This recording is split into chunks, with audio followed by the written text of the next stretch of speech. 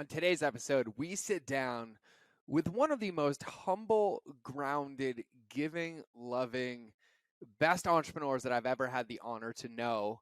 Not only is he a client, but he is a friend, he is a business partner, he is just somebody that I admire. And boy, oh boy, does he unpack the secrets to his success in today's episode. He talks about how your container dictates your future self. He talks about how he went from having $1,500 in the bank at 24 to seven figures a year in savings and investments 3 months before he turned 30. How the I have no money entrepreneurial crutch can force you to improve your skill set, the value that your word holds in keeping you in integrity with yourself and the world, and why being a perfectionist will make you go broke, plus so many more incredible life, business lessons, and tips to apply immediately into your business and life. And so without further ado, let's cue the intro and let's get into the show.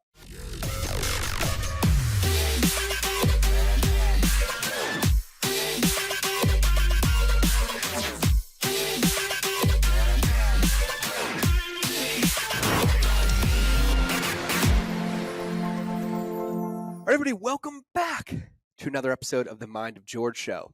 I don't have the ability to hide my guest this time because he is sitting next to me, but I am honored to have the leader of the Free World Wolf Pack sitting next to me right here, this absolute savage of a grounded, humble, connected, integrous, giving man that is just single-handedly revolutionizing what we know to be one of the most toxic industries in the world, which is the real estate market. And he's doing it with heart and care. And it feels like I should call you Midas because everything you touch seems to turn to gold, or for lack of better terms, purple in this world. So you have the purple touch. So that's what I'm going to name it. So today I'm joined by my incredible friend, business partner, client, somebody that we're going to spend a long time doing a lot of things together with, my dear friend, Mike Sherard. So Mike, welcome to the show. Hey man, thank you so much. Super excited to be here. And again, the last few days have just been life-changing. So I'm excited to dive into it because there's a lot to chat about. There is. And you know what's so crazy about it is, like, for context, for everybody listening, Mike and I have been doing an intensive with me, him, and his beautiful Brazilian queen, Noelia, who I'm looking at right now off camera.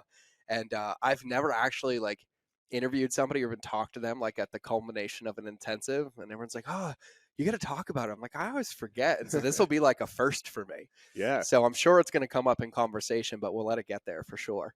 And so for everybody listening, I want to set some context. I was given the incredible gift of meeting Mike recently, and I'd seen Mike's content because of a mutual friend of ours, but I really didn't know him as a man. I got to see him on the outside, and I loved what I saw on the outside. And then I was gifted some time with him in Santa Monica. We had some incredible conversations, and I just was thoroughly impressed. Because typically in the world that I live in and coaching entrepreneurs and coming into businesses, it's all save me, fix me, fix me. And there's this like long laundry list of like failures or traumas or things. And you're like, no, I got that. I'm happy. I love it. I'm grounded. I'm good. And you just embody all of this stuff. And what I would love is to help everybody kind of understand like how you got to this place. And we'll explain what that place is once we get context here. But like, what got you started, down this entrepreneurial path? Did you always grow up like, oh, I'm going to be an entrepreneur and, realtor's the thing? Or like, how did that come to be for you? Yeah, definitely. Like for me, a lot of my love came from, cars in the beginning. And, growing up in a small town, my parents didn't have money, 12,000 people.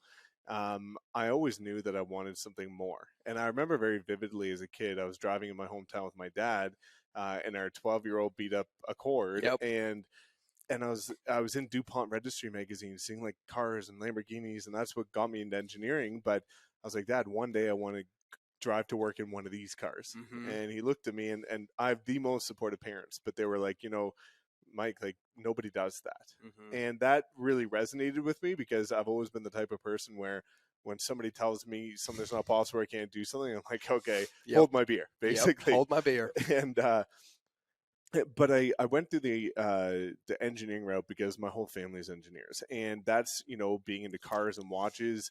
I thought, okay, engineering, mechanical engineering. I love math. I love design. I love drawing. Maybe I can help design these cars, or that will be my proximity to these things I love in life, the mechanics of it. And I did 2 degrees in 3 years, mechanical engineering, something called technology management and entrepreneurship. And in my last year of university, my roommate introduced me to very stereotypical rich dad, poor dad. Mm-hmm. And after reading that book, I started realizing like maybe the avenue my whole family's taken of climbing the corporate ladder for their whole lives, I don't know if that's going to get me to where I want to be, but I wasn't open or made aware of anything else. And when that, presented itself to me, everything changed. Mm-hmm. And from there, I started going down the rabbit hole of personal development. But I was months away from finishing my degree. So I wasn't just going to quit and give up on the two that I worked on. So I ended up getting into engineering, Mm-hmm. moved across the country from New Brunswick to Calgary. And in my first year, again, like, I've, done pretty well and excelled at what I do because of my drive. But after a year and a half, I was recognized as top new employee of 60,000 at this Fortune 500 oil and gas company. And they sat me down and were so excited and gave me a $5,000 raise for my $70,000 bonus or like salary. And I went back to my car to drive home in that moment, and I like looked around and I was like, there's nobody, even the CEO of this company, that has the lifestyle that I really want and want Mm-hmm. to give to my future family, because everything I've ever worked towards is for that future family with my future wife and building a family and kids, and that's always what I wanted. And when I looked around and seeing that my environment wasn't at the highest level, wasn't even where I want to get, I thought that, for reference, I was maybe in the wrong container. Mm-hmm. And so, at that time, I was buying my own house, and very typical story of the industry. The agents didn't do a very good job. And my parents, for context, have sold 100% of their houses without a realtor because they hate realtors. Mm-hmm. So for me, I always loved the idea of investing, and I looked at real estate not necessarily as an avenue to become a realtor and do that for the next 40 years. Mm-hmm. I knew that in entrepreneurship, I wanted to learn marketing, branding, sales. Mm-hmm. And the quickest path to doing that was a real estate license. Pay a few grand, get into the industry, start from nothing. I was 24, didn't know anybody, just moved there. So without having a foundation, it would give me the opportunity to build the skills. Mm-hmm. And that's where things started for me.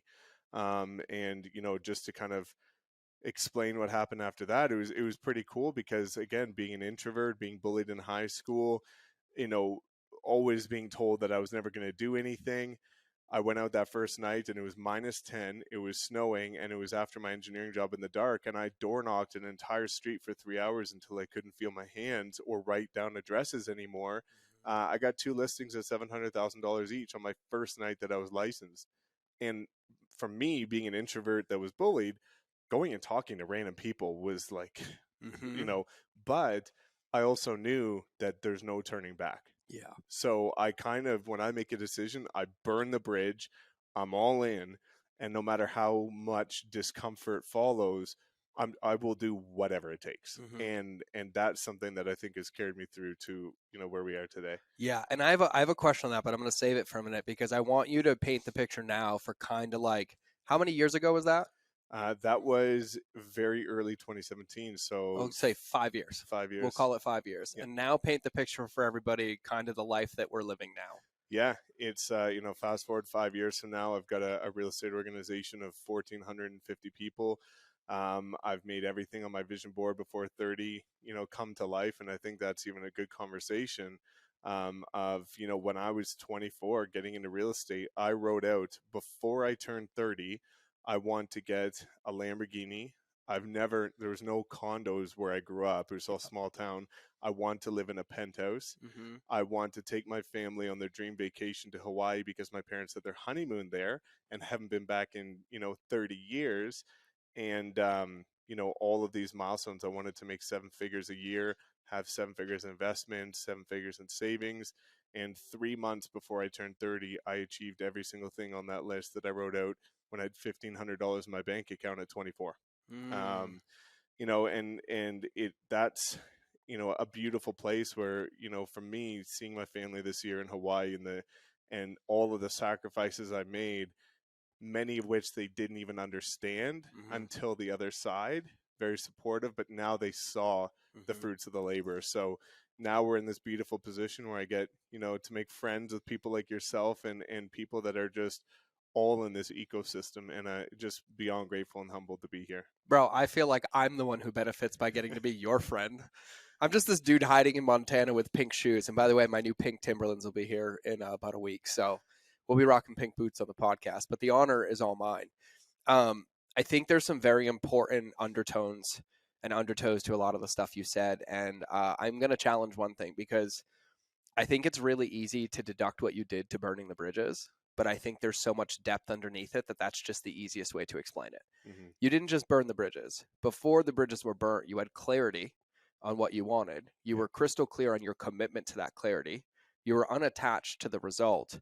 And so when you decided to make that decision, it wasn't that you burned the bridges and took a leap of faith. It's that foundationally what you needed, you were clear on, and then the only job was to execute against that. Yeah. Is that fair? 100%. 100% fair assessment. Yeah, because I think it's so powerful now, but I don't want to allow you to discredit yourself and like, oh, it was just to burn the bridges. Because what I've experienced about you is that what you do is you allow yourself to get clarity and really you allow yourself to dream, Mm-hmm. right? And I think in entrepreneurship, and you probably see this a ton with your clients and your agents and things like that, is that they'll operate on this. I'm not allowed to dream, but I think this is what I'm supposed to be doing. So I'm going to give all my energy and all my effort to this thing, but then it doesn't work and they end up feeling empty. Yeah.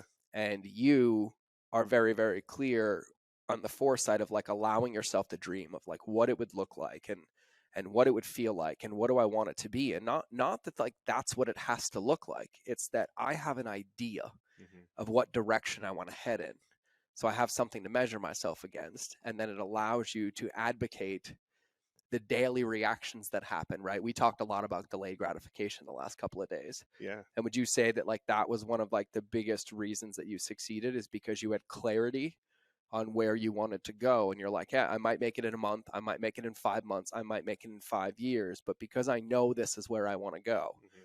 when those roadblocks and those setbacks come up, you realigned yourself to the clarity of that vision, and you're like, what can I do today to help get that? Is that fair? It's 100%. And for me, like, I'm a huge advocate of manifestation. Yeah. And, for me back in 2017, when I, had to sell the winter tires on my BMW that was leased to pay for the rent that month, that year, if you go back on my Instagrams, I haven't deleted anything. Like I have posts of me posting a picture of a purple Lamborghini saying, one day I'm going to get this. And it was the background on my phone. And the next year I said, one day I'm going to get this. And this is the next vehicle and things like that. And I've done that with all aspects of my life. And to me, similar to what we've talked about, is I was completely, even though I wrote out a 5-year goal, I was completely emotionally unattached to the timeline of when I would hit these things. And one of the questions that I get asked sometimes, and I think, you would just know this from being in the space, is like, are you ever surprised that you're here? And, this is not an ego driven answer. It's just the truth, which is no. Like, Mm-hmm. I always knew, like, when, not sure, but I always knew that I, like, again, had this unwavering drive where I was willing to do whatever it took to get there. For, again, looking at those motivators of a future family, I had the incredibly supportive family, but we weren't able to travel. We didn't have the luxuries. We didn't have the ability to have freedom time wise. And I knew that I was willing to do whatever it takes to get on the other side of that, Mm-hmm. to then go treat the people that helped me get there. So for me, yeah, it was that clarity, and it was really cool because I was having dreams of all of this stuff coming through, not in like third person, but first person. Like, I remember the first drive we went on with the Lamborghini Mm-hmm. is we went down this one certain street in Calgary, and I've had multiple dreams of me in real time driving that down that street. And I've done that with every aspect of life, is that manifestation aspect. And I think it's really powerful of actually believing you're capable of it, but not beating yourself up if it doesn't happen within this condensed, unrealistic timeline that you see through social media, which is completely garbage, Yep. and not reality. So I've tried to just detach myself from that, from what the expectations of the fake world is, and just realize that I'm on my own timeline. I'm a huge advocate, similar to you, that things will happen at the right time for the right reasons Mm-hmm. when it needs to happen. Mm-hmm. Um, and that's been kind of the life over the last couple of years. Yeah, I love it, man. And there was something you alluded to kind of really early on when you were answering, what you're doing and how. And you said this kind of quickly, but I think it's a really, really important point. And in knowing you now very personally and at a deep level, and also being able to experience you on the outside, that a very early point, you didn't allow yourself a lot of space to like ruminate or to overthink or to overanalyze.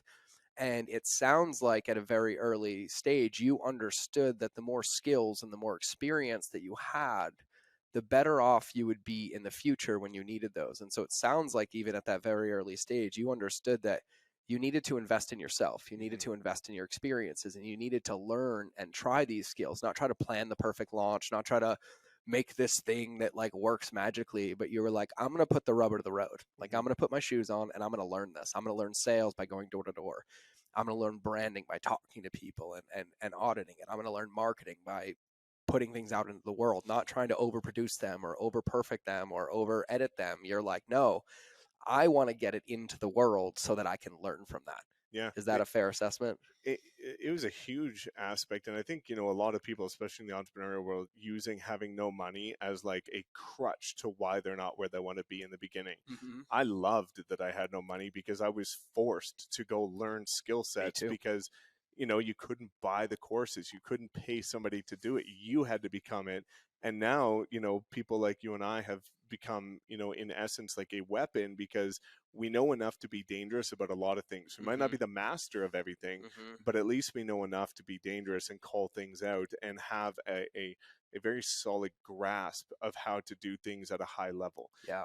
So I really enjoy the fact that I had to go down that avenue, and that even right now, like, me and Noelle were talking about this, where that's even what I'm considering this last 3 day experience. A lot of people coming into this year, market crash or market shift or recession or whatever, I'm going to gear up to invest into crypto, into stocks, into real estate. My mentality is I know that if I invest into me, the Mm-hmm. return on that is so much greater than anything you could ever invest in. And I think a lot of people are looking for the short savings to invest into something. Whereas if you invest into yourself and develop these skill sets, those skill sets can't get taken away from you. Yep.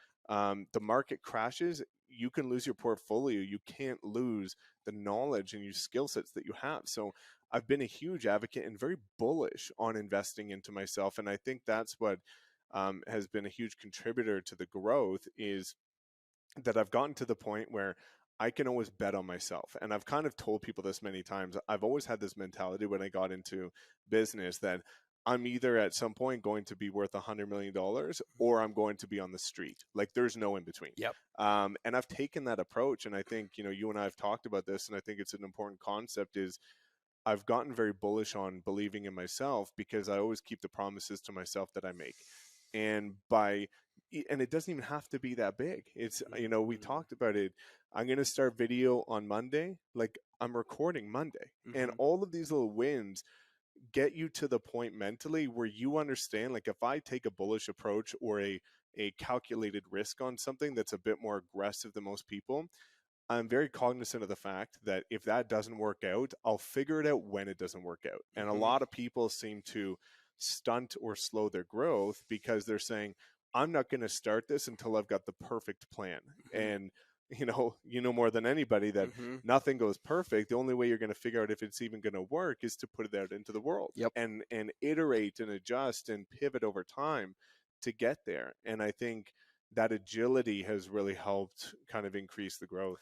Yeah, and I'd say, for me looking at your business and what you've created from the outside in, I would probably pin it down to one of the core reasons of your success isn't because of how many realtors you got or how many houses you had in production or how many people are in your downline or how many people bought your course or how many people watch your YouTube videos. It's that from a very early on, you understood that the word that you kept with yourself and that integrity was everything that you had to weigh your value on. And when you said something, you did it. When you promised something, you delivered it. And it didn't matter how you felt. It didn't matter if it worked or not. You kept your word. And that word allowed you to stay consistent. And we've talked a lot about this as well, is like, I think a lot of people, like we had this conversation, and we were kind of joking and jest, and it's like, I've never had the grand slam. And I'm like, me neither. Like, there's plenty of people out here like, oh, my first offer made millions of dollars, or this one made here. And yes, I talk about like how my first product made, $1 million. And I was like, but I was also posting for free for 2.5 years every single day before I ever made that offer. And it was the consistency that allowed that to come to fruition. The same thing with becoming a 22-week New York Times bestseller. Everyone's like, George, what was your book marketing strategy? I was like, well, the 9-month book marketing strategy built on the 6 years of consistency underneath it that allowed that to become effective. Yeah. And I love that about you. I love that you focus on that so much. And I think it's a big, big part for everybody listening, because we talk a lot about the undertow, the principles, the things that allow us to have success. And what you're alluding to is that when you bet on yourself, when you invest in yourself, and most importantly, when you have an integrous relationship with yourself, you're developing a skill set, or for lack of better terms, a toolbox where those tools never go away. They're just sitting at your feet in the bag waiting for you to grab them, and that can't be taken away from you. And when you focus on those things and you put them into practice, they make you dangerous, because that's how you learn the field. I mean, and we can look at your YouTube videos, and we can look at mine, and we can look at the podcast, and like, if I go listen to episode 1 of this podcast, I am mortified. And I'm like, but episode 370 wouldn't exist unless episode 1 started. 100%. And we make adjustments as we go. And I got to give you credit for that, because I watch you and I watch you operate. And I think it's absolutely incredible, because even on paper, if we were to look at, how many YouTube subscribers you have, or how many Facebook followers we have, or how many Instagram followers we have, and then you tell somebody the revenue that we do, their brains can't calculate that, because the world that we live in is all about those vanity metrics. Like, oh, you need 1 million followers to make $1 million. And I was like, you guys remember, I made like $3 million a year with no website, no Instagram, and no social media. But I think at the core of it, it was because there was this essence of commitment.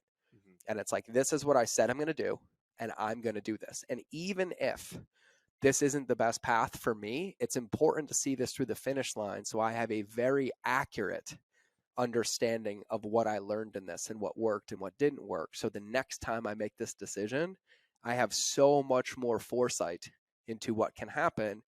And it now to people looks like everything we touch turns to gold. They're like, every time you do a video, it works. Every time you do an event, it sells out. God, you're so lucky.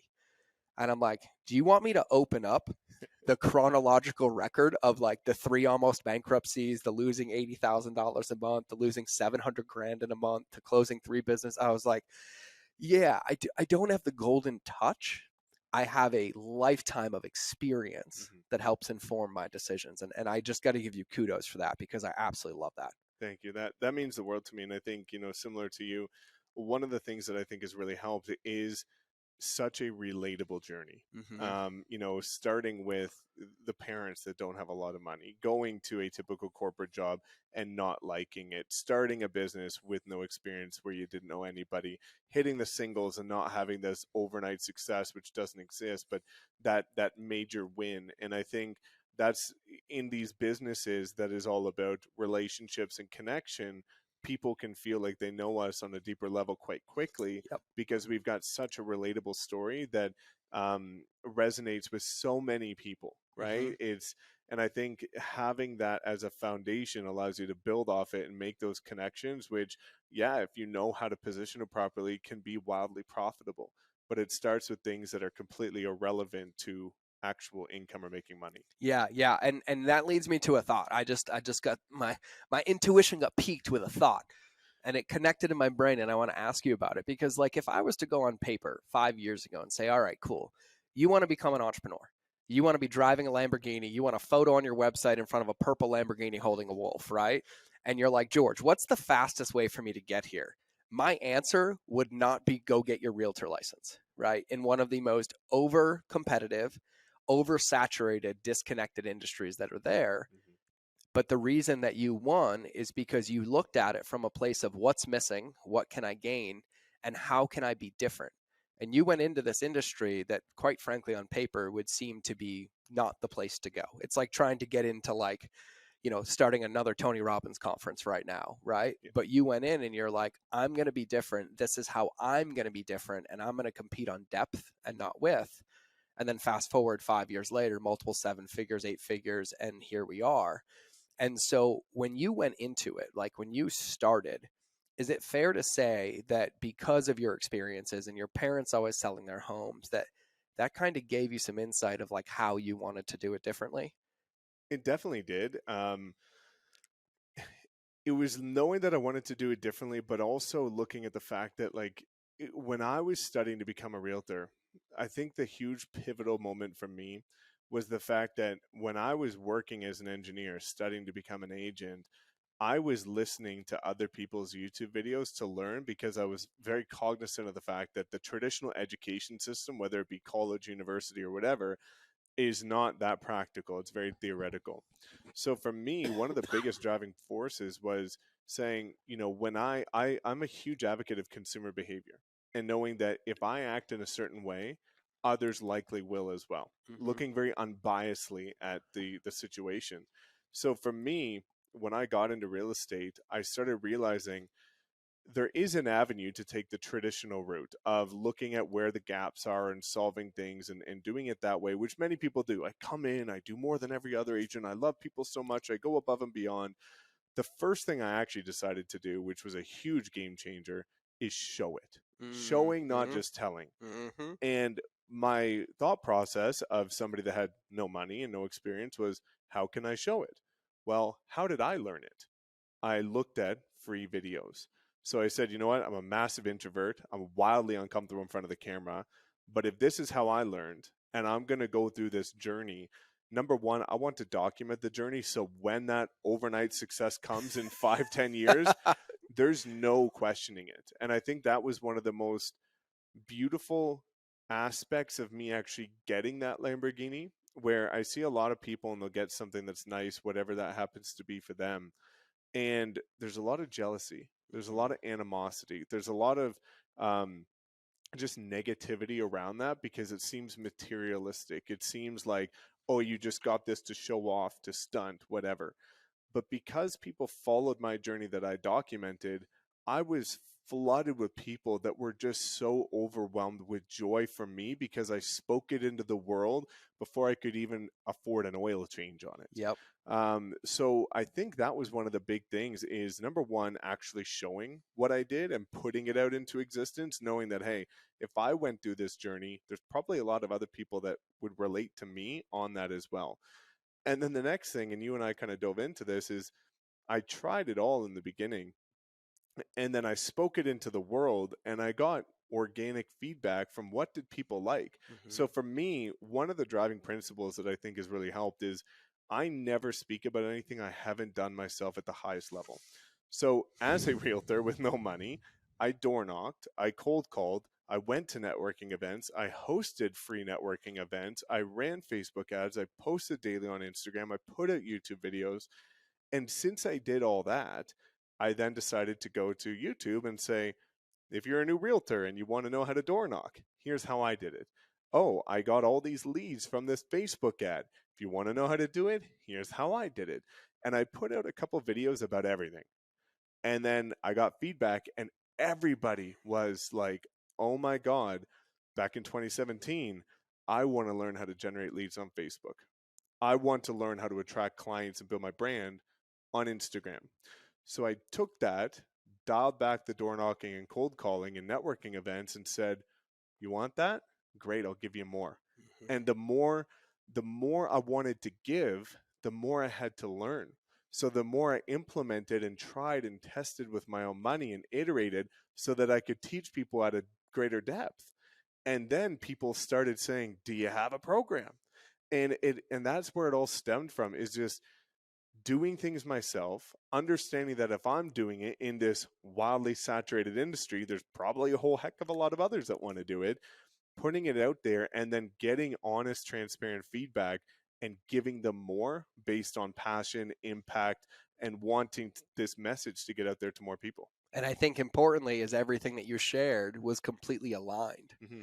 and felt easy because you had been so transparent, so authentic, and so open from the get-go that you were able to take that feedback and not take it personally, like, oh my God, I failed because this offer didn't work or nobody bought this video. You're like, oh, you gave me feedback. You want me to do it a little bit differently. Okay, I'll do it differently. And then you stuck to that commitment of like, okay, cool, I'll iterate this and I go.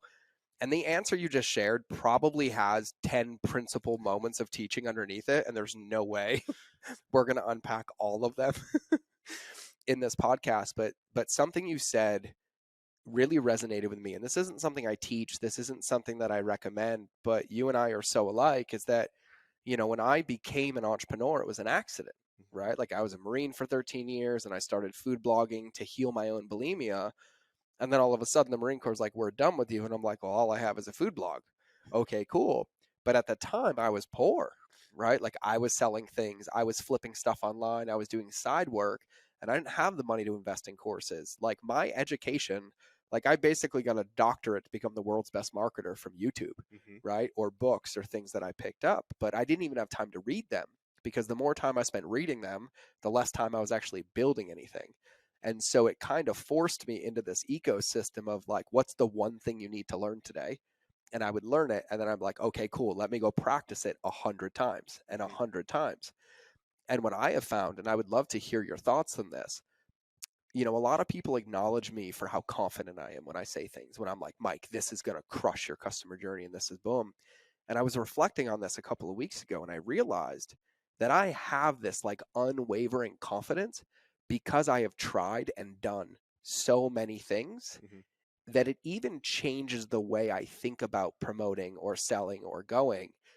And it's like people throw money at me for no reason, but it's because I'm so bullish on my belief because I've had all this experience. Was that a similar thing for you? Huge thing. And you know, I think there's a couple things to even unpack there where Yeah. it's like, I heard a quote, I forget who by, but it really resonated with me where it said, what's the difference between a self-made millionaire or billionaire and somebody who is broke? And it's the level of how resourceful they were. Mm-hmm. Because the key word being self-made, if they were self-made and started from nothing, the only difference between somebody that made it and somebody that didn't is how resourceful they were because they both started with nothing. Mm-hmm. And I think that's one of the things that I see as a huge flaw in a lot of entrepreneurship is I know this person who has the answer, I'm just going to go to them. Or I know that my coach or my mentor can give me this, I'm just going to ask them.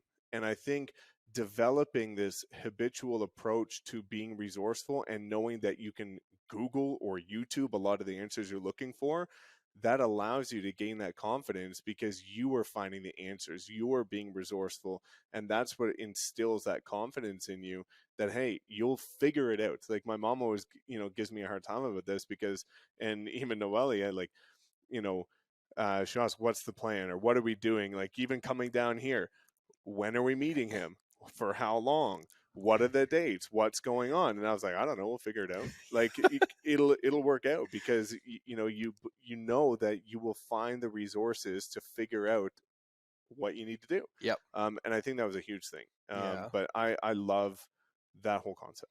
Yeah. Yeah. And so I think there's something that we actually pulled this out of you Mm. in the last couple of days, but I was listening to you speak over and over, like in just conversation and answering questions I was asking. And we're talking about building like you from X figures to 100 million and you're like 10 years. I'm like, how about 5? Right. And we're building all of this. But one of the things that I hear when you speak is I hear these like principles, like these laws that are underneath what you share. And what I love is on the outside, I can see it so crystal clearly. You're not successful because you had a YouTube channel or that you knocked on doors or that you posted these Instagram videos. You're successful because you have, for a lack of better terms, laws or principles that you measure yourself against. And then you make your decisions based on those. You understand delayed gratification. You understand that this is a game of base hits. Now, when you started as an entrepreneur, did you have any of those or did they evolve over time? Did you pick some up? Like, how do you go about making sure that the decisions that you're making operate under those laws? Because we've talked about, in the last couple of days, and I don't remember all 8 of them, but I remember most of them, like understanding that this isn't about doing everything somebody else's way because that's building their vision, not yours. This is about operating and watching how people do things and picking up one thing that you can then apply to your business to then earn the right to get the next one. And then we talk about how success comes from consistent daily singles, not games of home runs, and how practicing delayed gratification is one of the best ways, because the decisions that we make today in business, that one Instagram video that you're posting today isn't going to bring you a hockey stick. If you post it today and then you post it tomorrow and post another one the next day, that over time the titration will continue to rise that tide. And then some 6 to 8 months down the road, well, you're still putting videos out, you're going to get this win and wonder where it came from, but you're like, no, this came from 8 months prior. Yeah. So did you have any of those principles in the very beginning when you were starting out, or did you iterate and build those as you were kind of learning and then picked up the ones that gave you success? Like, how was that process like for you? It was definitely a combination. And I think, one of the things people always ask when I quit engineering is, do you regret your degrees? Like taking 2 degrees in 3 years, sacrificing the time where everybody thinks you're just partying in school and all that fun stuff. Do you regret it? And my answer is always no, because the thing that engineering taught me, by condensing 2 of the most difficult degrees and lengthy degrees into a fraction of the time, was time management, was the discipline of focusing on one thing at a time until completion. And I think I had a foundation of a few of those core laws.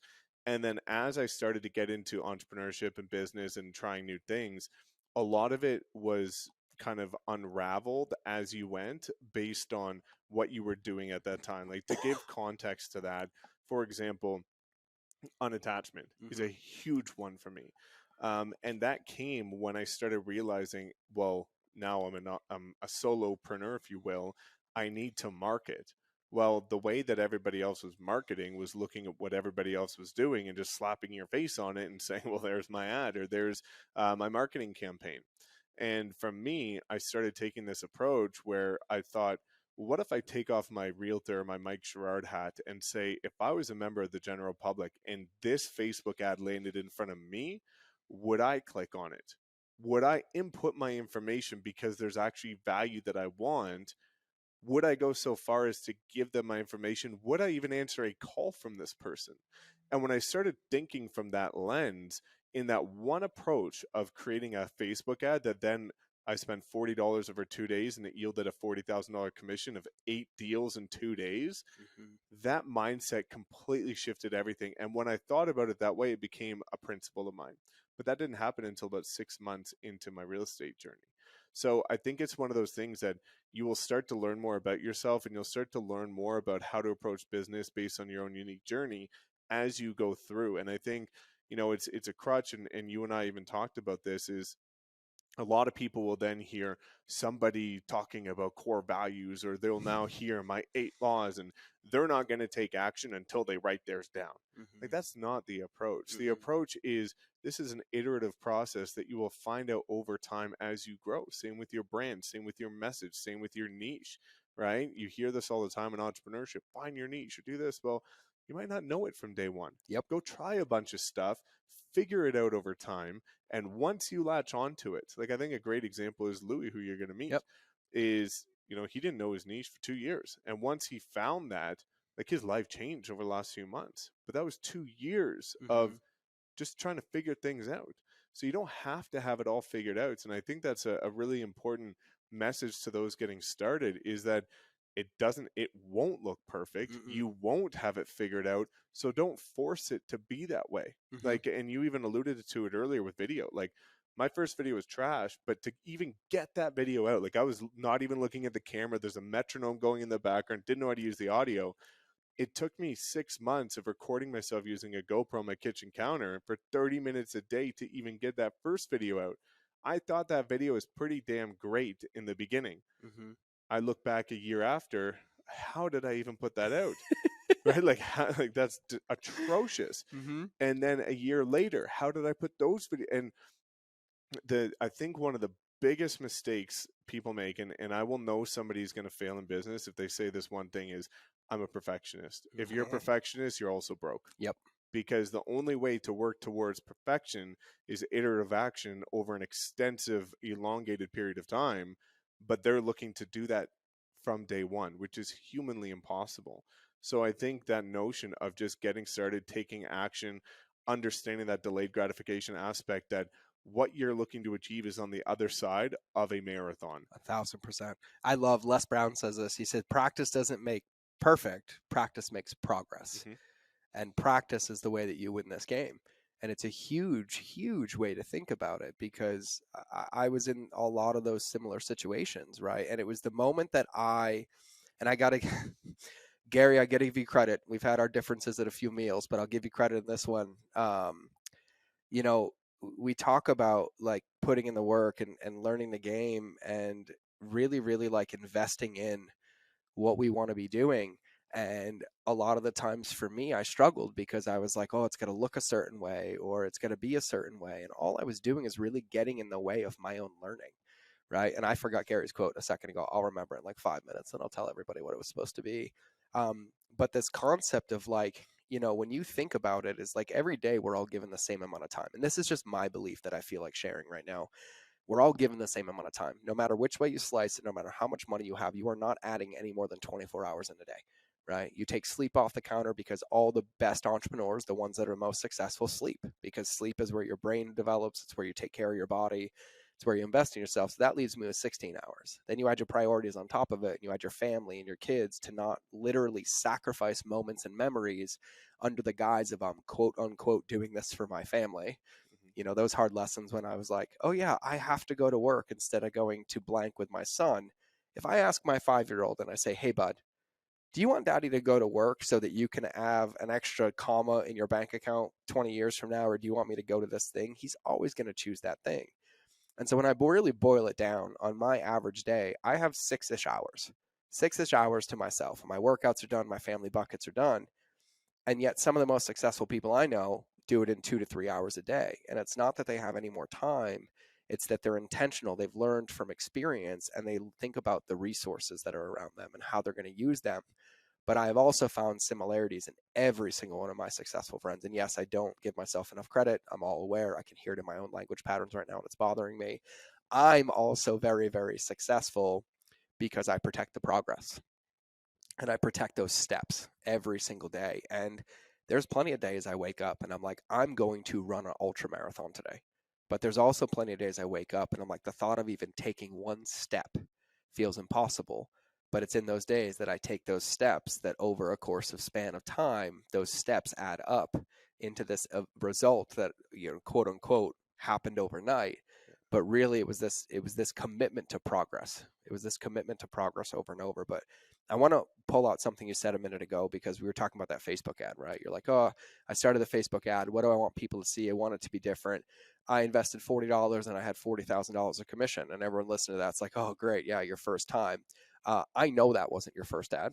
And I know not all of them created that result, right? There were probably 100 losses to that one, right? But I think it's because, and this would be my assumption, that you were like, oh, okay, that one didn't work. Okay, I won't do that again. Okay, that one didn't work. I won't do that one again. Okay, this one does work. I'm going to keep this part. And you just kept practicing and progressing. Is that a fair assessment? Yeah, it was a complete iterative process. Yep. Like, it was really funny because when I joined my brokerage, they were like, you can sign up for $500 a month and we're going to give you leads. And I asked them, like, what's the average cost per lead? And they were like, something like $3 or something like that. And then what I started doing is, again, my commitment was to over deliver on value. And in 2017, in a market that was the slowest in North America, only 27% of listings were selling. When the market shifts, the average agent or the average entrepreneur's mindset is to reduce cost, and mine was to increase cost. And because I knew that if I over delivered on value and invested more into the business, that was going to make me stand out miles above the rest. So what I did is I started focusing heavily on professional photography, videography, drone. And once I did that, I immediately, from running my ads, understood that when I ran it like other people, I didn't get that great results. When I ran it the way that I did it with my photography, my quality, I was getting leads at 17 cents a lead that Mm-hmm. were high quality, converting into deals. Mm-hmm. But that was an iterative process. But then again, over time, then the algorithm changes. Then iOS updates change. Then every privacy laws change, and all these things. And I think the biggest thing that helped me was, in the beginning, I did well with Facebook ads, but I was iterating based on what everybody else was doing. And the moment that that ad crushed is because I started saying, well, now that I'm doing this, and not only am I doing it, I'm freaking teaching it for free on YouTube. So now other people in my market are doing what I'm doing. Mm-hmm.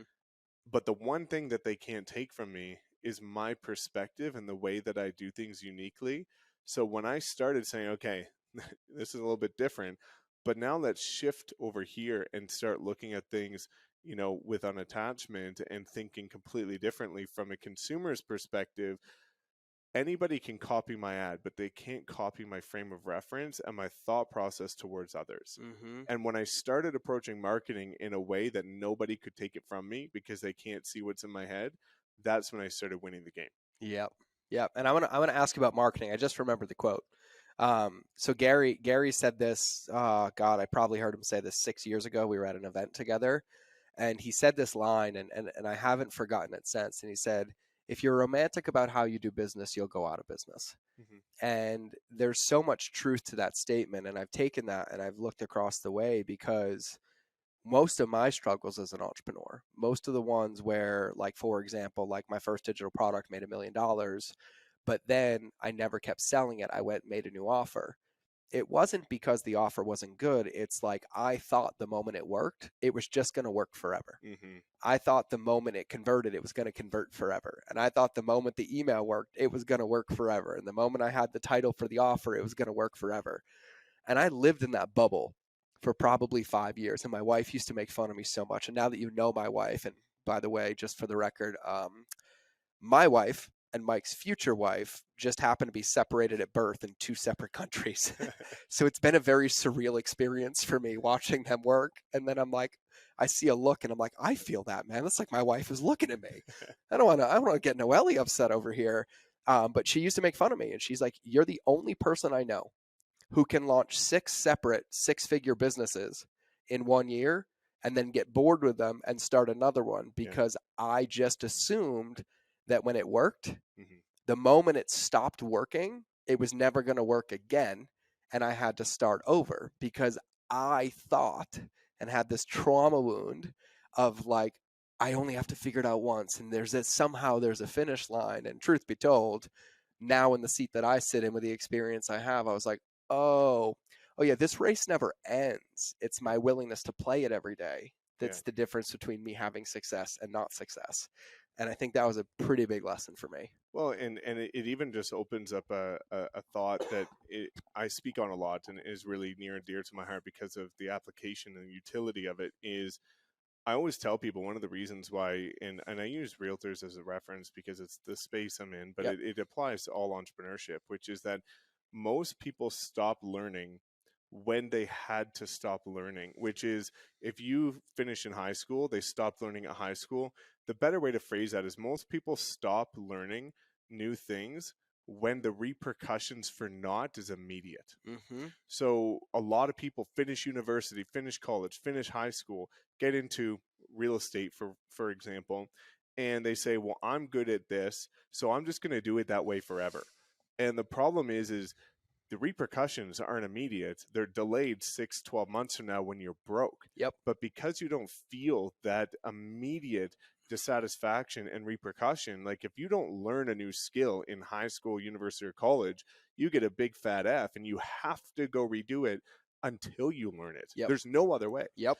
And that's how most people have, they leave it in the past. And the problem with that is that if you look at any successful entrepreneur, like you look at any of the big guys, Elon or Richard Branson or any of the big ones that we all know, Andy, Ed, everybody, a new platform comes out. Gary Vee is probably, a good reference for Yep. this. Is a new platform comes out, he's learning it at the highest level now. Yep. Something new comes out, he's learning it. Yep. And you look at the people that stay ahead of the game, they're just the ones that are adapting the quickest to the newest thing that is relevant that will give them a leg up. Yep. But that comes from discomfort. And a lot of people really struggle with the idea of starting from scratch. Yep. They don't like starting from something new because they're great at cold calling, but video is so uncomfortable that they hate the feeling of being terrible at something. Yep.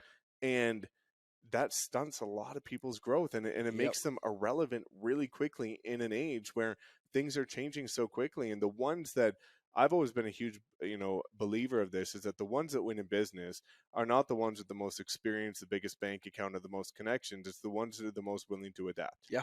And because that adaptation can take you through anything, and it can actually help for free or for a fraction of the cost position you in a greater space than your competition that has the budget and the connections and the experience. Now you create the blue ocean opportunity because you learned something they weren't willing to. And I think, 1,000%. yeah, that lack of learning and that lack of interest in developing new skill sets is a huge obstacle for many. Yeah, and really for me what it boils down to is having this childlike curiosity, Hmm. right? Because, one of the greatest things that we can be is curious. The moment we think we know that that's the way, this has to be it, we've already lost the game because we're putting blinders on to all the potential, to all the opportunities, for all the avenues that we can't see. And I think there's an important note for you here, and what you said, and I'm glad that you said this. It's like, just because a new platform comes out, it doesn't mean that I have to use that platform. My business is going to work or not work. But I know what's important for me is to be able to make an informed decision. Hmm. So, like when TikTok started popping off during COVID, everyone's on TikTok, and I was like, all right, fine, right? And there's like, they were telling me for like 3 months, and I was like, all right, fine. And I was like, I'll do TikTok every day for 30 days. And truth be told, I did it. And my first video, 100,000 views with like 1,100 followers. And then like up and down, I had some 500,000. And then I did 30 days and I was like, this doesn't feel aligned Hmm. with how I want to do marketing. There's nothing wrong with the platform. I think it's a great platform. But at that point, I didn't go back into my business thinking I was going to lose because I wasn't on TikTok, or that I was going to miss something because I wasn't on TikTok. I actually was able to talk about TikTok better than most people that were using it. And I realized it just wasn't aligned to me, but I knew there wasn't this ambiguity. There wasn't this like open loop of like, oh, but could I or could I not? And there wasn't all my eggs are going in that basket. But in the game of entrepreneurship, my belief is it's a game, Hmm. but it's a game where they change the rule book every day. And your willingness to be curious about the rule change, to be curious about the field, to be curious about how other people are playing on the field, in my opinion, is what gives you a leg up and puts you in a position of power to be able to capitalize on those opportunities. It doesn't mean you have to take all of them. It means that you have to have this willingness and this curiosity to play. Yeah. And when you play, you learn very, very quickly, do I want to keep playing this game or not? And then you're like, oh, I do, but I want to play this way because this is the way that it's aligned for me. And I think that that's a big part that's missed because now, I mean, I find myself, we have new platforms come up, new opportunities. We got, AI popping off right now. And of course, I sent it to my team. And then I was like, they're like, do you want me? I'm like, no, no, I'm doing it. I want to play. And I'd like dove in for like a weekend and I spent like 20 hours playing with AI.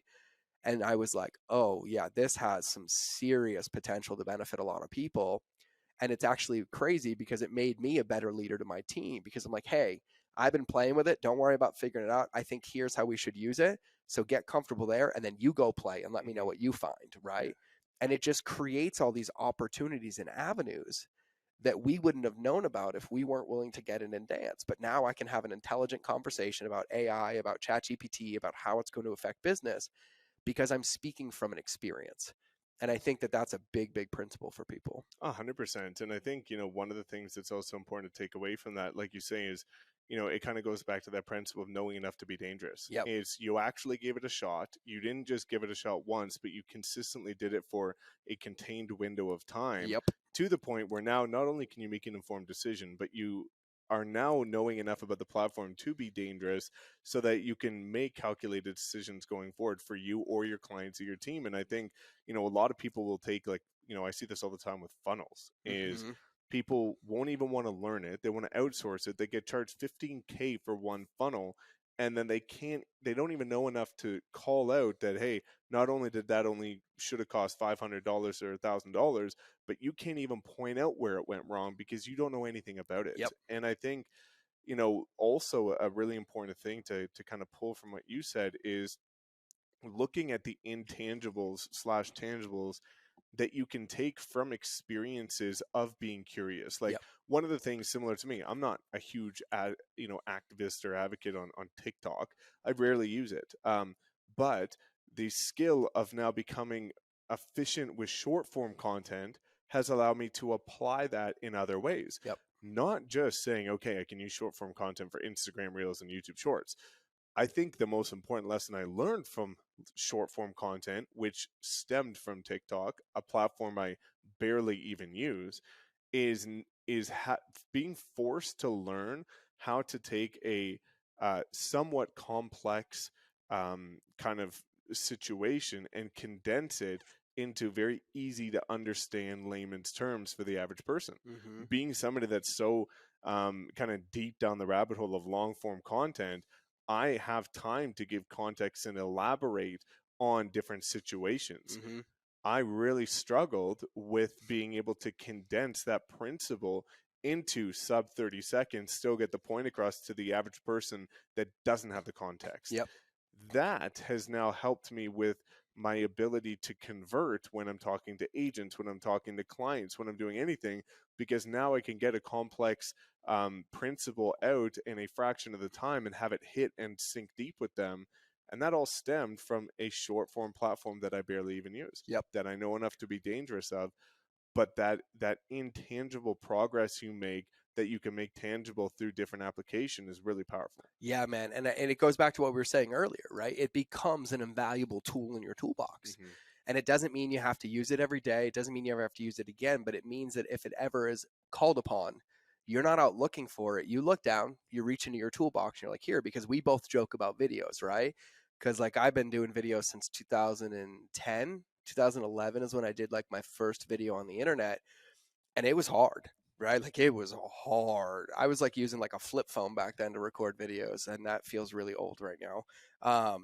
But now it's like my team will shoot me a message like, hey, we want to do a new course. Here's 41 videos.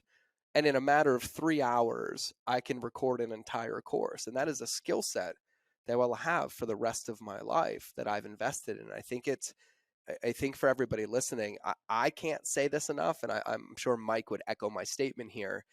And I got to give full credit to Alex Hermosi as well, who has to come on the show as well. And he'll probably talk about this when I have him on the show. But he's bullish on this as well. And he's like, at every opportunity that I had an extra bit of money in my business, that I had an extra bit of cash flow, that I had an extra bit of space, I already knew where it was going, and it was going directly back into investing in myself. Mm-hmm. And that leads me to my next question, because I look at you in the industry that you're in the niche that you're in, and I would consider you an authority. I think you're a genius at branding, at advertising, and at marketing, and we're going to get into that. But I also think my belief is one of the reasons that you are that way is because you didn't just spend your time investing in yourself and skills for your business. You invested in yourself. And so what were some of like the biggest wins that you found in investing in yourself? Was it investing in personal development or mindset or boom? Because, you know, we've talked a lot about skills today in entrepreneurship. And I feel like those are very, very soft skills that we can capitalize on at any single time.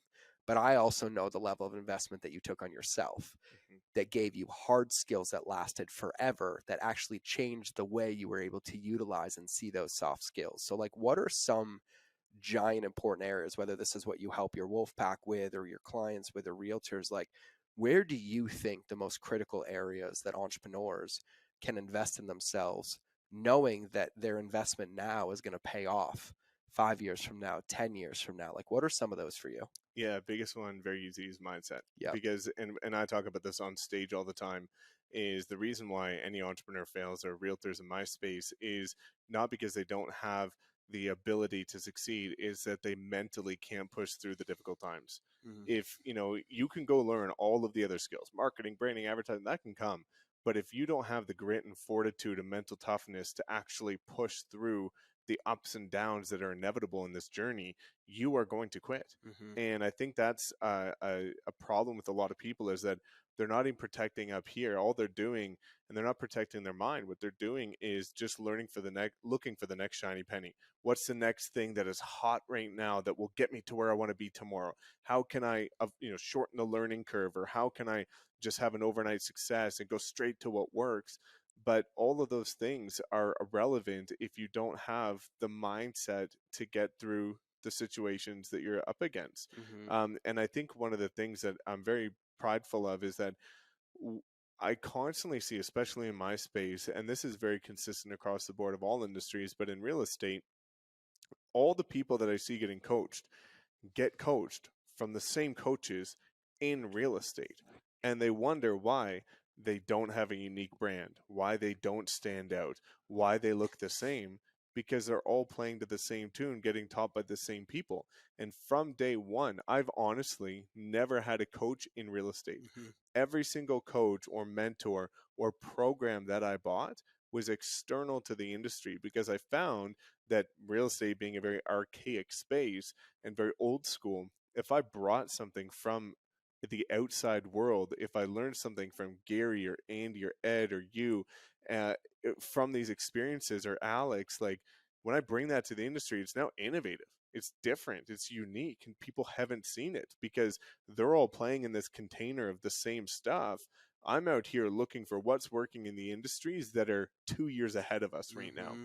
Bring that in, put my own spin on it, and now it's different. And I think that combination of focusing very heavily on the mental aspect, knowing that that is, you can take all the other skills away. If you've got the mindset, if you lose them all, you've still got the mental fortitude to push through. Yes. So I think that's been a huge thing. Mindset first, and then looking at how can you zig when everybody else zags. If Mm-hmm. everybody else is learning from this source, how can you find one that they're not even thinking about? Mm-hmm. Bring that to your space, and now you've got something different. Yeah, and it triggered a book recommendation for me, for everybody listening. Obviously, I apparently am a broken record at my book recommendations, but when I catch them and they stick, I keep them forever. Mike Michalowicz, full credit. If you've never read Mike Michalowicz's books, he wrote Clockwork, The Pumpkin Plan. But he has an incredible book that he released about 3 years ago called Fix This Next. Not Fix This Next, Get Different. Get Different. He wrote Fix This Next and Get Different. And that book, Get Different, is how to basically stand out in a crowded market, to be unique and to be different in your marketing, and to echo a principle that is a guiding principle for you. Is that this isn't about applying things in its entirety and copying what somebody does. It's picking up that one thing. And it's funny, the more we talk, whether it's recorded or not, the more I realize I'm like, oh, we're the same person. This is why we have the same future wife, except I'm married to mine. Like, we are identical. Um, because that's what it was. It was like when I was a food blogger and everyone's like, oh, the algorithm's broken, I'm not going to post on Facebook anymore because it's not linear. And I was like, okay, well, I have to do it different. And everybody's putting recipes on their blog. Let me put a full recipe on Facebook and see what happens. And then 200,000 fans later in 6 months, everyone's like, how'd you do it? I was like, I just did what nobody else was doing that added value first, and then it tended to work. And I say that knowing that it wasn't the first guess. It was probably the 700th guess. But every day I guess seven more times, and I guess seven more times, and I guess seven more times. And I learned very quickly what worked and what didn't work, what people resonated and didn't. And so I just want to echo that statement because I think that's such a powerful concept to understand. Yeah, and something that I think is really important, and you've touched on this throughout the conversation, is I find a lot of people become serial learners, and they Mm-hmm. hear the BS. I'll watch my language, but they Oh, hear this is an explicit show. perfect. Okay. They hear the bullshit quote of knowledge is power, which Yes. is complete crap. Application. Knowledge, exactly. Knowledge is potential. The application of it is what's powerful. And again, you see all these people that have read every book. They've been to every seminar. Mm-hmm. They buy every program, and they're still broke Yep. because they don't do anything with it. And I think one of the things that you and I both, jive about is, once you learn something, apply it immediately until it becomes second nature, then introduce something else.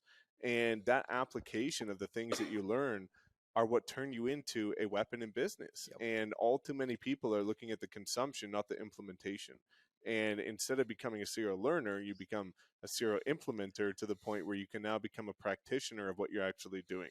And all too many people, again, are just consumed with the intake, and I find they almost use that as a crutch and excuse to Yep. say that they're making progress. Yep. But it never becomes tangible progress because it never sees the light of day. Yeah. And I was in that. I was in that. For me, it was I used to think it was the fear of failure. Yeah. It wasn't. I was failing actively. It was the fear of success. because the moment I applied it, I was going to create a different result. My fear wasn't that I failed. My fear was I didn't know how to be and how to accept that it was actually going to work. And so I would just consume and consume and consume. And it got to a point where it broke everything. And I had to make a rule that I wasn't allowed to consume content for 3 years. No books, no music, no audio. And that was the most challenging part. I felt like I was going through opiate withdrawals again because my identity wasn't wrapped up in what I was creating every day. My identity was being pulled out from everybody else I consumed, and I had no true idea of who I was.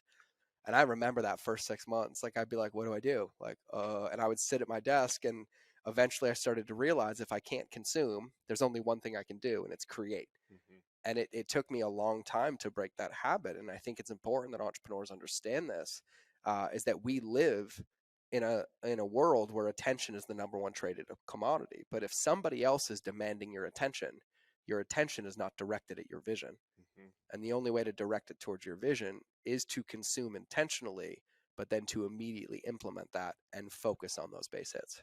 Yeah, it's using, you know, social media is kind of a recurring theme just based on the nature of you know what I do, but it's using social media as a tool, not a toy. A Yes. lot of people use it as a toy, and and again, there's a time and a place to consume for entertainment. Yep. But you know, for me, I think one thing that has helped allow further my skills on video and different things like that is like when I'm consuming content, I'm using it as an educational space where it's not just educational in terms of what is being said or the photo that's there, the caption that's there is why is this resonating with me? Why did it grab my attention? How is it being delivered? Like all of the intangibles, Mm-hmm. a lot of people are like, there's levels to this. There's entertainment, then there's education. There's education to be educated based on the words being said, but then the layer deeper of when you become a weapon is Mm-hmm. how is it being said? Mm-hmm. How is that education being delivered? And that's when you can start to develop these skills at a rapid pace because you're consuming on two different layers now, Yep. both what and how. Yep. And when you do that and you apply it in a consistent process, that is what I think accelerates the growth curve. That's such a golden nugget. And even to allude to what you said earlier, and I love that you called this out, is like when you invest in coaching or hiring me, like I'm not in the real estate industry, yet I have a lot of realtors because the principles and things that I teach apply across the board. And everyone's like, God, every time I do this, I skyrocket. I'm like, because there's no realtor sitting here listening to me. So if you listen and you're a realtor, you got the keys to the kingdom, right? And it's this consistency of trying because for me, I don't like planning, right? Like if you're like, "Oh, I need you to give a keynote." If you try to tell me to write you a like 5-slide presentation, it will take me 12 hours. I just can't do it. It doesn't feel right to me. And I was like, I don't want to speak like that. I want to be able to on the spot be able to answer any question, put it into context, answer it in a modality, give them something tangible to do. And so when I started consuming again, I just started watching freestyle rap Mm-hmm. for like 3 hours a day, and I would study it. I would study the language patterns. I would study their cadence. I would study their delivery. I would go watch interviews of them on how they thought about words and how they were able off the top of their head to remember all these sentences. And then I became, luckily, dear friends of my buddy Jim Quick, who's the brain master in the world, and started picking up pieces for him. And now it's really, really funny because it almost feels like I was born this way, to where like you can throw me on a stage in front of 10,000 people I've never met and I will just give a keynote with no context. But it was because I invested in learning the skill outside of it just being a marketing or just being speaking. And I was like, how do I want to show up and what skills can I buy Mm-hmm. or invest in to go? And I want to say something about this because we were talking about this earlier a little bit before I get to my next question. I think you alluded to this, but I think it's huge. We both talked about in the very beginning how like we were broke, right? Like we were trading things, we were selling things, we were doing it. And when I was back that way, I wasn't out spending a $500 course or $1,000 course or a $1,500 course. I invested at the level where I currently was in my business that allowed me to get to the next level to invest deeper. This wasn't I saved up because there's this one event I want to go to, and this one event's going to change my business. So if I save up for the next 13 months, then I can go to this event. It's like, hey, I want to get to that event, But me just sitting here saving for 13 months is wasting 13 months of opportunity for me to practice. So that event is on my bucket list, but how can I chunk it down? Like what skill, what behavior, what habit could I use that would help me get closer to that event, and where can I find it right now? And I have a buddy who still to this day very successfully will not buy a book. He started at a very early age of having a challenge. So he would go to the library for an hour a day and he would find a book based on the challenge that he was having. He would pull it off the shelf. He would read it to find the answer. He would put it back and he would go implement it into his business. And they would come back to the library the next day. I didn't even know libraries were still a thing. Apparently, library cards are like $12 a year for like the best education that you could get. But I just think that's an important thing to call out because, you know, it's easy for you and I to sit here now to talk about this. But in those early stages, I believe, and this is probably true for you too, is that what we looked for was what's the fastest place to find this resource at a level that I can invest in it now to then put at least that baseline or that thought into movement in my business. Yeah, 100%. And like, if we're being completely honest, it goes with my program, goes with everything is already out there. Everything. And it's all for free. Everything. It's just how it, you know, if you've got the funds to pay for it, to shorten the learning curve by having it built out in a sequentially operated way to save yourself time and make it more convenient. Like, time and convenience is the only reason why people can charge for anything anyway. Right. And, you know, even like, I'm sure if I spent the next 10 years studying customer journey, I could learn a pretty good chunk of what we talked over the last 3 days. But why would I do that if I could come down here in person in 3 days, get it and go? Yeah. And the only difference is working towards getting to the point where you've got the income to invest and shorten that learning curve. But everything out there is free. It's just, you just have to go down the rabbit hole for a second. And now, especially in this day and age, you look at the level of quality that's being put out there, that no longer is information commoditized to the point that it always was. Like, in the beginning stages of social or before social, you know, information was, you know, essentially behind gates and you had to pay to play. But now it's all out there, and because it's going out there at such a rapid pace, it is only becoming easier and easier to find. Right? You look at some of the channels of people that you and I have alluded to, you could learn how to build a 7-figure business for free. And truth be told, you know, and this is just being completely honest, aside from this one experience over the last 3 days, I have learned more from a number of people's YouTube channels, Hermosi and Jim and all these other people, than any program I've ever bought in my life. Like, by miles, for free over the last 6 months. And I think that's where a lot of people, as you're alluding to, just need to look at the income isn't a direct reflection of the quality that is being out there. A lot of people are charging absorptive amounts for things because it's associated to a brand that people perceive as credible. And that branding is why, you know, looking at the new SUV I'm getting, the Lamborghini Urus, why is that so expensive? Because there's a Lamborghini badge over the Audi RSQ8, the identical vehicle.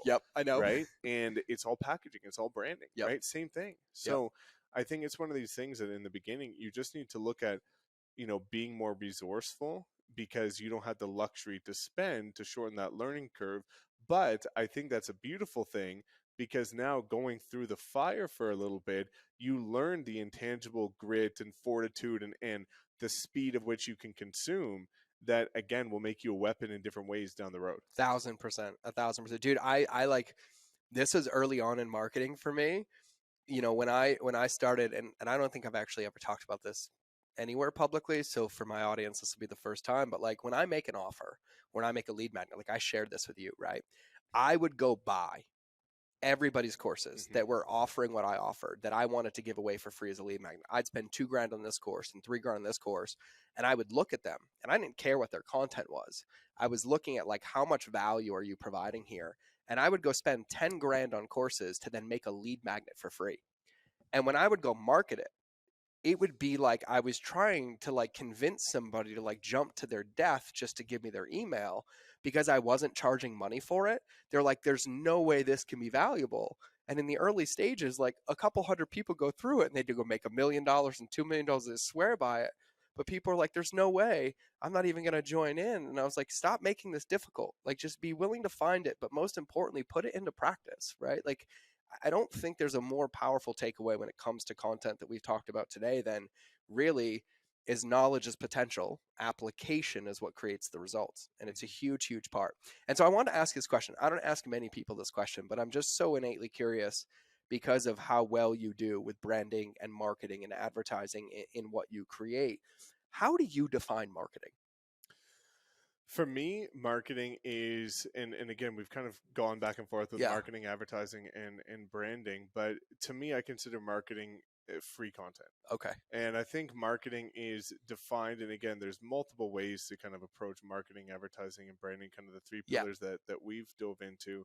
But I think it's a medium of attraction through something that is organic Mm. and not paid in my mindset. And I think there's many different ways to slice and dice it, but to me, by sticking with that routine, that's really helped with mine. Yeah, and I'm going to ask you this question. It might take you a minute to think about. So I'm going to ask you because I'm going to expand on the question, but I'm Mm-hmm. going to set it so you can start thinking about it. Like, in looking at the past 5 years, right, where you've gone from no YouTube channel to having an incredible one to having a downline, for lack of better terms, of 1,500 people, having a course, launching a mastermind. When you think back about those things, like what would you consider, like when it comes under the lens of marketing, like the three things that you will never stop doing or you will never let go of, like the ones that, like, no matter what, whether it's now, 3 years from now, or 5 years from now, that that in that lens of marketing, like you're always going to keep those as guiding principles because you've learned that they're so effective for you. Yeah, the first one is, and a lot of these are tied to the 8 laws, Yeah. right? I think number one is consistency. Mm-hmm. That has been huge. You even touched on this in the beginning of kind of over delivering on the activities that you have to do in the beginning. Like when I got started in real estate and I had no money, like I posted once a day every single day for the first 1,000 days on Instagram to get to my first 10,000 followers or whatever it was. I posted YouTube videos twice a week every week for the last 3 years and haven't missed one. And again, going back to hitting singles, like that's why momentum has been built, because I've been unwavering in the way that I'm consistent with the activity, to the point where it's not if it will work out, it's when it will When? work out. Like I'm at 70,000 or whatever subscribers I've got now. I'm excited. A little win will be when you get that like the play button at 100,000. Yep. And everybody's like, you'll get 100,000 extra, and I'm like, I couldn't care less when I get it. I know I'll get it. Yep. It's just, when do I get it? And to me, being unattached from when, I couldn't care less because I know it's going to come. Yep. And I think that allows me to be consistent, because too many people set these short-term goals with marketing of being like, if I don't reach this in 3 months, that I'm going to a different medium Yep. or a different platform or a different approach. And for me, my mentality towards content has always been, if you can't do it for a lifetime, don't do it for a day. If I'm doing video, if I'm doing YouTube, like I'm doing this for the rest of my life. Like Yep. that's the approach. It might not be reality, but when you go in with that perspective, you don't let the shortcomings falter. And I think that's been a huge thing. Another thing is the unattachment, and not like, I find a lot of people, especially as they start to develop skill sets and get a bit of confidence in themselves, they start to think that because they're putting out certain content, that it must be special. And they forget that nobody's special. Nobody. And when you start looking at it from an unbiased lens, this is why, again, we kind of briefly touched on this over the last few days. I think there's immense value in the inefficiencies, like the cards that you get sent out, the handwritten cards. Mm-hmm. That can be incredibly inefficient, but the value is astronomical. Yep. And I think for me, like still to this date, after having like 500 videos on my channel, I rewatch 100% of my own videos before they go live. Extremely inefficient. Yep. But that's how I learn, because I look at it unbiasedly and think, well, where does my attention drift? How does this video make me feel? And when I do it that way, knowing that I'm unbiased towards the approach and I have no attachment, that's how others will feel. So that's how I can iterate over time to improve, because I can start to look at, how do I feel putting myself in the lens of the general? And that has been huge. So I think, consistency, the unattachment is a huge one. Thinking unbiasedly. And the last one is you already led into this perfectly, is the over delivery on value, Yep. right?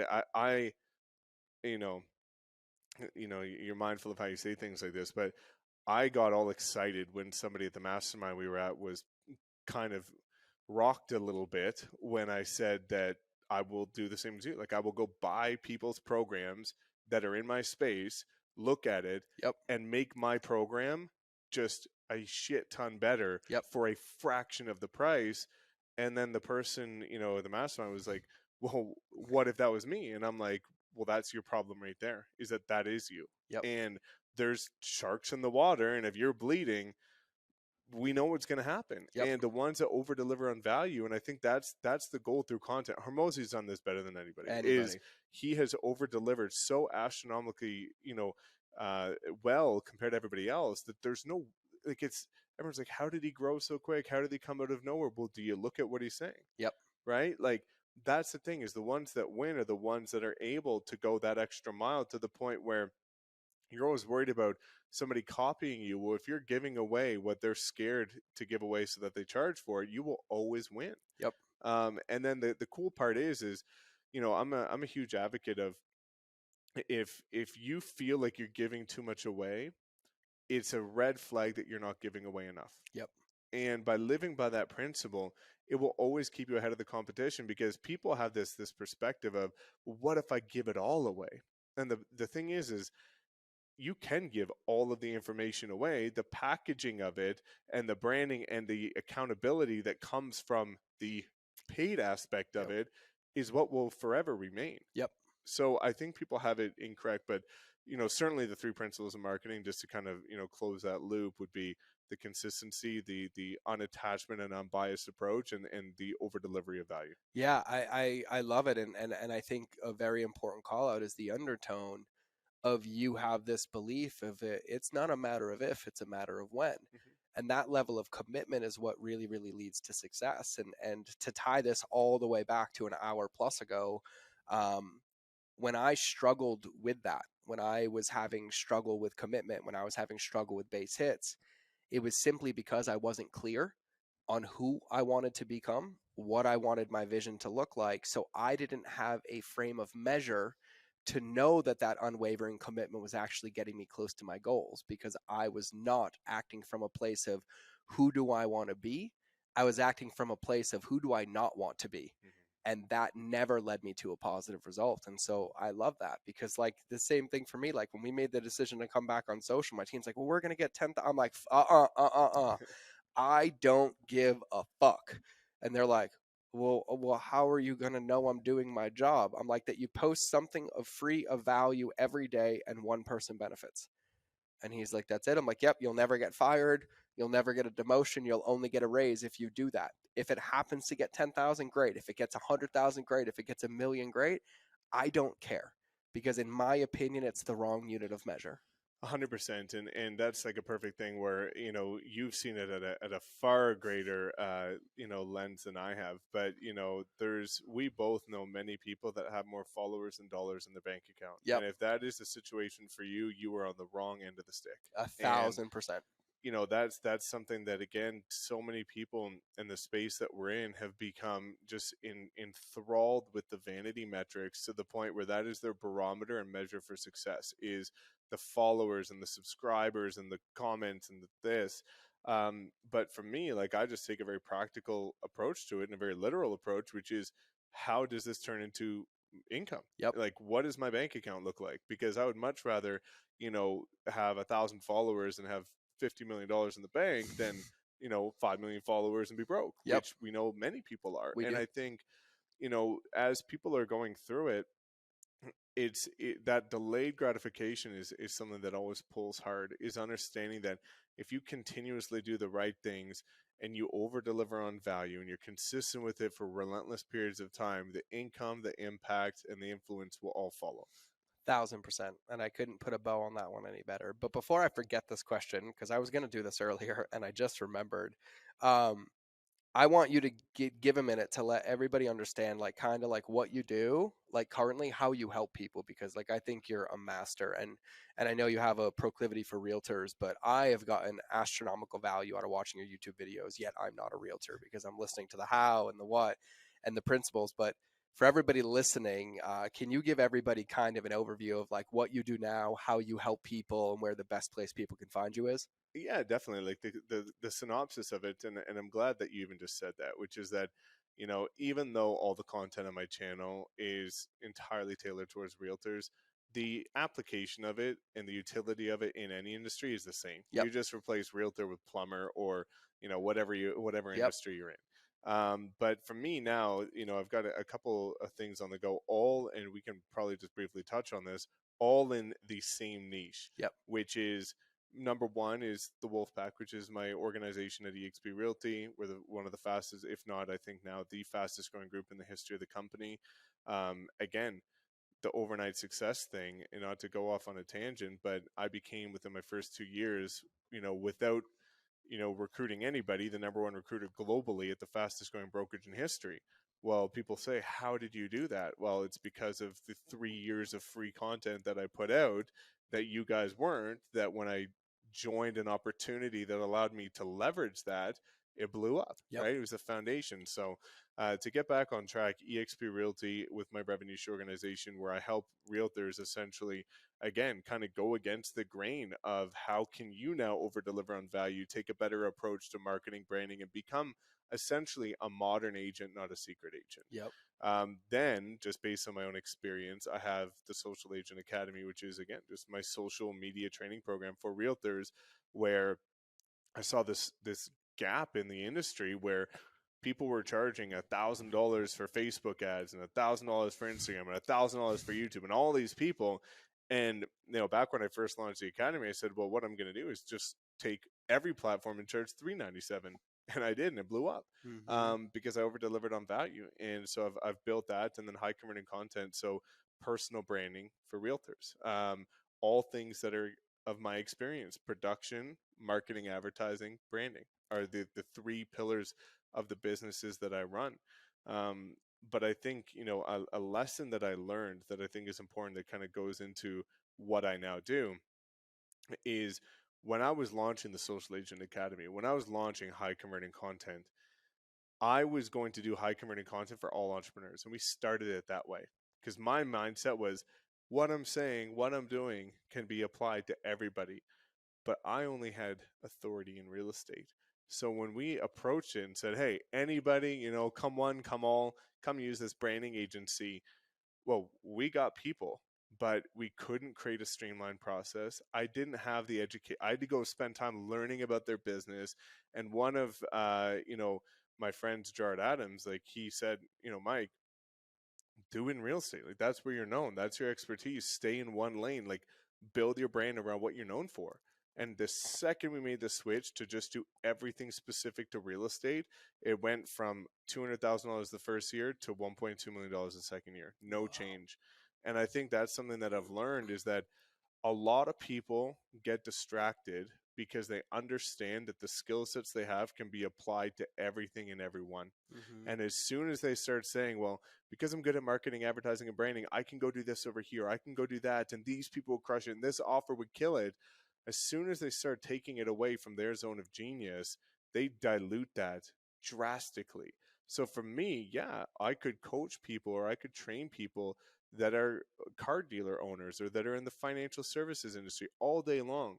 But I don't, by design, because my profit margins are so high, because I stay in a lane that is second nature to me. Mm-hmm. And I think, even just looking at the tracking of my income last year, it was really eye opening, because it was, I made the same amount as I did the year prior, but my profit margin went from 50% to 85%, just by staying in my own lane and being very self-aware of what my zone of genius is. And anything outside of that, I don't even entertain it. I don't look at it. If I get an email, it gets archived. I do not, you know, deviate from the plan, Mm-hmm. if you will. And that is something that is hard when you've got all these, beautiful things being presented to you. The the ones that win are the ones that most quickly learn how and when and where to say no. Yep. Oh man, that is a golden nugget to drop on. The ones that win are the ones that learn how and when to say no.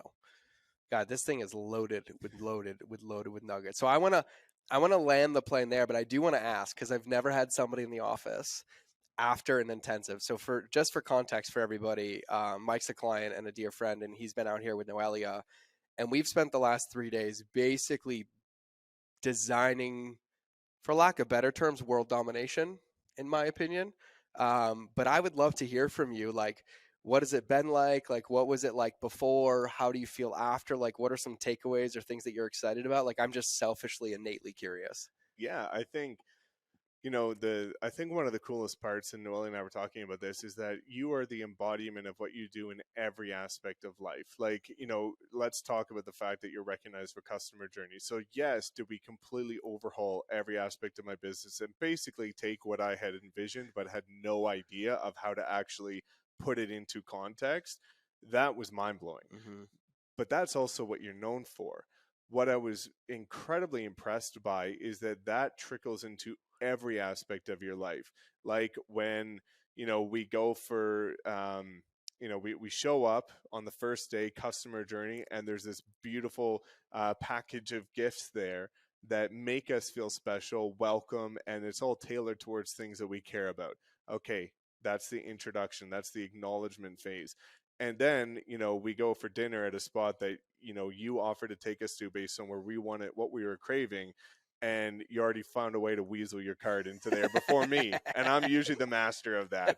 And then the next day we go to the coffee spot to get your famous drink, and it was already on George. Yep. And it was like it's like every single thing we do has been completely seamless, and not to mention, like we talked about when we were coming here, with no plan. Mm-hmm. Like we just showed up and it was seamless. It wasn't like you gave me a schedule ahead of time and said, here's what's going to happen, and then it actually happened. It was like seamless to the point where it was just beautiful of how it was executed. And I think that is what allowed it to seem like, again, I've talked about this with friends, is sometimes when you're working with people and there's an investment, you almost feel like it's a transactional approach where it's like, yeah, this is really cool, but if we weren't paying, like, this wouldn't, like, he or she wouldn't really care. They wouldn't be doing this. But it's very easy to tell that if we were in a different position than we are right now,